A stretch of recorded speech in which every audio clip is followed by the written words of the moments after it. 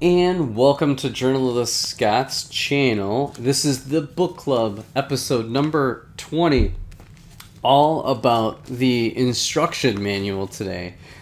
Is this, boy, I can't even speak. Is this really a book, or should be this part of the book club? I think so, because it's relevant for all of those AFOLs out there. You know, some of the instruction manuals, like the Cantina, has tons of reading material in there. And really, if you think about it, this is the original Lego reading material, where was the instruction booklet.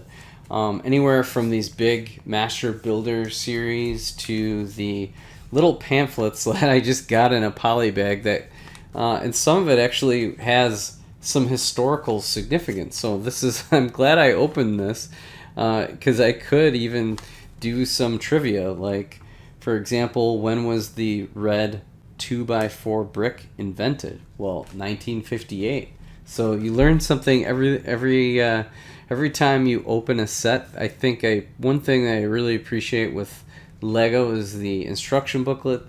I do not yet have an example, and so I really can't speak to it. Some of the newer, although I could have some back here and don't even know it. I haven't opened this one to see. But the newer 3D printed designs, there's a lot of complaints at some of the instruction booklets. I think they're trying to make them a little bit more recyclable, potentially even cutting cost a little bit. But ultimately, the instruction booklets, I don't know what people do. So let me know in the comments, what do you do with your instruction booklet? We could recycle them, because there's digital versions on Lego.com or other sites.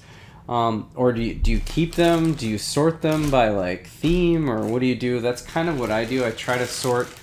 So here's like a lot of my battle pack or smaller instruction booklets for Star Wars are all in here. And sometimes the digital version isn't always convenient. Like if you already have your phone recording and you don't have an iPad, then what do? Well, you need the instructions. So I like to keep them around, although it does take space. I have like a whole bin dedicated to these instruction booklet, and it's basically full and getting super heavy. But just here's some example, a lot of really great, like here's some awesome art. I do like with the Lego instructions, they give all the piece lists that are in there. You can go to Bricklink and do a lot of the same thing. There's solid advertising and kind of gets you juiced up for some of the wave that this set is related to.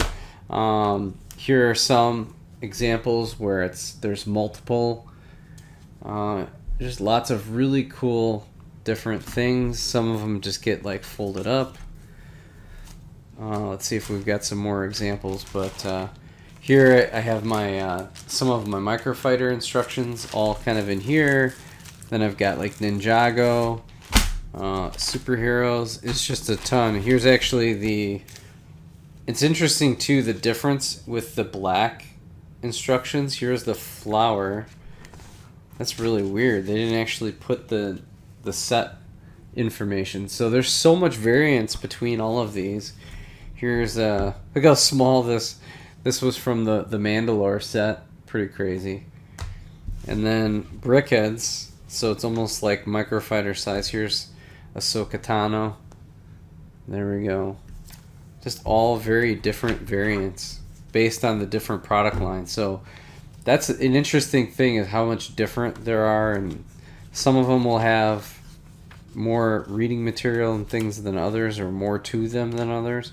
Like this one doesn't really have any advertising or anything like that. It's just just by itself. Some of them will have advertising in there. Like look at this one. Like the ones that are more kid-oriented will have a lot more advertising, which makes a lot of sense, because you get more eyeballs on your products. So let me know, what do you do with these instructions? I have been keeping them. I don't know if it's necessarily a good thing. I know like some people, I'm pretty sure some folks are selling their instruction booklets to help people complete sets, because maybe you have a complete set and you want to kind of put it together. So I've seen people sell their instructions. It's probably not worth it. Most people either recycle them or just kind of like hold on to it in case they need to rebuild it. But I love keeping them. Especially for Microfighters, I use it quite a bit. the microfighter instruction, especially if I remember like a technique and I want to go back to see how it was achieved. Sometimes the instruction booklets are good, or of course I can always go online and do the digital version. So that's it for this episode of Journal of the Scots Book Club number 20. We'll catch you next week.